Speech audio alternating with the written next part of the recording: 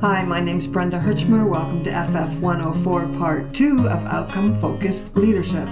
This Part 2 of the module is sharing really the answer to the question of how will it be reflected? How will we know when outcome-focused leadership is taking place? Once you are clear about outcomes, you'll begin to see them, and oftentimes the first place we see an outcome-based organization reflected is in their marketing materials. And in this one, this clearly reflects two different outcomes, as you can see. Two reasons for why people volunteer. The program keeps me feeling young, and the second one is that it's about giving back. What is interesting to me about this ad is that you have to really look to see what it's about, and really look to see that it's big brothers and big sisters, that it's a recruitment poster for potential ambassadors. So, but I think what it clearly illustrates is that it's not about what the organization wants, which is about ambassadors. It's really selling the experience of being an ambassador. That's what makes it different.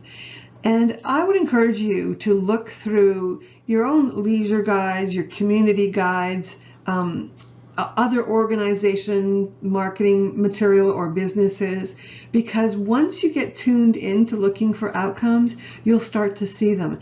In fact, I always found one of the best ways to really understand outcomes and the difference between outcomes and outputs was to flip through magazines. Now, I'll tell you, I've never read a magazine quite the same way since then, because what I look for in the ads are the outcomes. And when you think about it, a lot of times those businesses pay significant amounts of money for professionals to design their materials, their marketing materials. So you can learn a lot just by reading the ads in a magazine or the ads in social media where something is being sold. So keep an eye out for that. It's a great learning experience for sure. Here's another one from the Nature Conservancy of Canada. But again, look how small, the small print of the organization. This really is selling. Let your passion define your legacy. That's the outcome. It's really a fundraising campaign.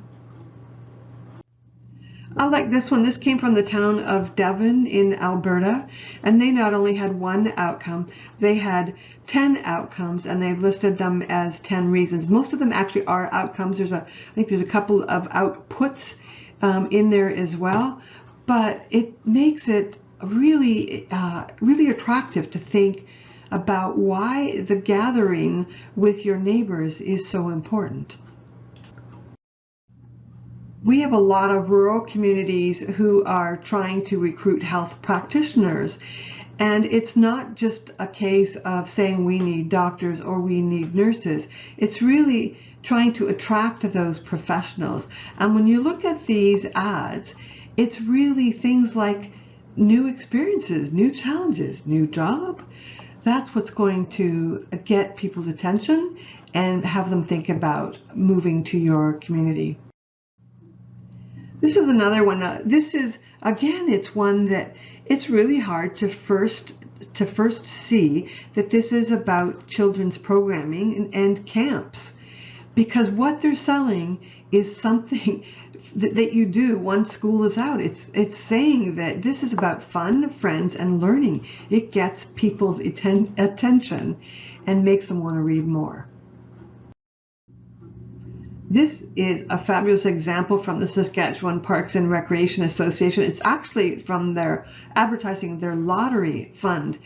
And a lot of times these funds list projects that they have funded, but in this case what they did was say that, hey, recreation works. And what we're doing and what we're funding is strengthening families and building healthy communities and making sure everyone gets to play. And recreation is working for the province. That's what a great way to market the outcomes of funding recreation opportunities. Growing great kids. I have seen other people borrow this slogan, but I think it's because it's a really good one. It's really talking about, in this case, it's a network, and all of the organizations have come together to focus on growing great kids. So it is about health and parenting and childcare and local services. So it's a great initiative in Guelph and Wellington in Ontario. And Participation was one of the world front runners in terms of marketing and raising the profile of the importance of physical participation. And in this ad, as you can see, it's the activity and the fun that's attracting people's attention. It's about saying that, hey, play strengthens bodies and it strengthens friendships, and we need to bring back play. So again, their understanding of the outcomes or the benefits are really important. This is a great fundraising campaign from the YMCA. And if you have a chance, the YMCA, YWCAs across Canada do a fabulous job of marketing the outcomes or benefits of what they do. And in this case, they're fundraising, but they're not just saying donate, hey, give us the money, donate the money. They're saying, hey, a gift of $250 teaches a child how to build bridges, and it explains the impact of that donation. So that's a really great example.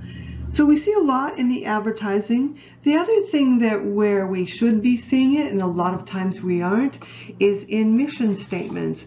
And I shared this one just because it was one that I was involved with, so I know a little bit about the background.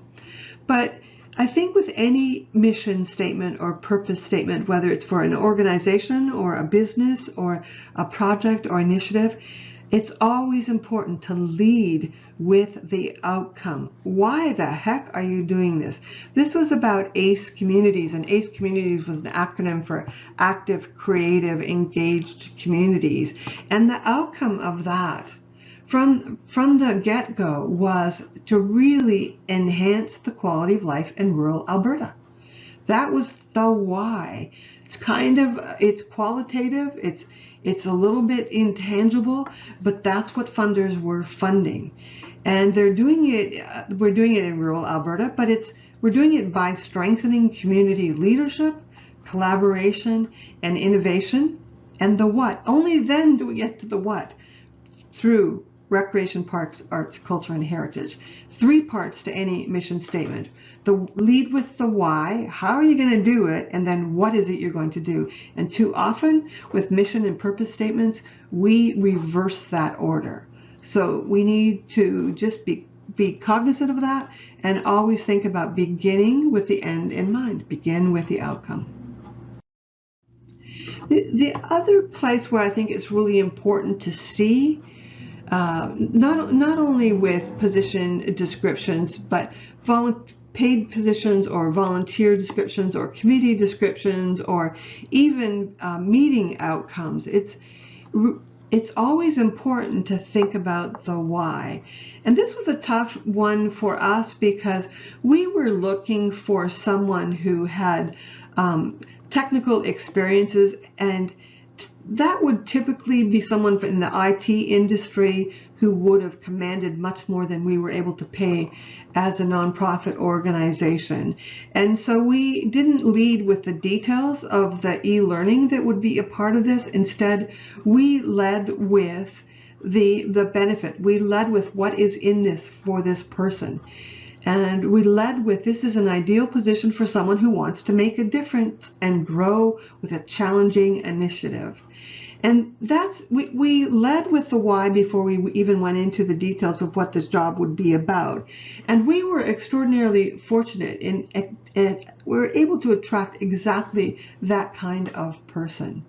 So position descriptions are really important, especially this was a paid position, but for volunteer positions as well. We don't have a paycheck to offer a volunteer. We don't have any authority over them. So we better figure out what it is that they're looking for out of the experience. So again, the outcomes or the benefits are going to be critical. So that's it. That's the beginning of thinking about outcomes from an organizational and a leadership perspective. In part 3, we're going to share and start to begin to think about outcomes from a macro or a big picture social good, a broader community perspective. And then in part 4, we're going to think about outcomes from a micro or an individual perspective. Stay tuned. That's it for now.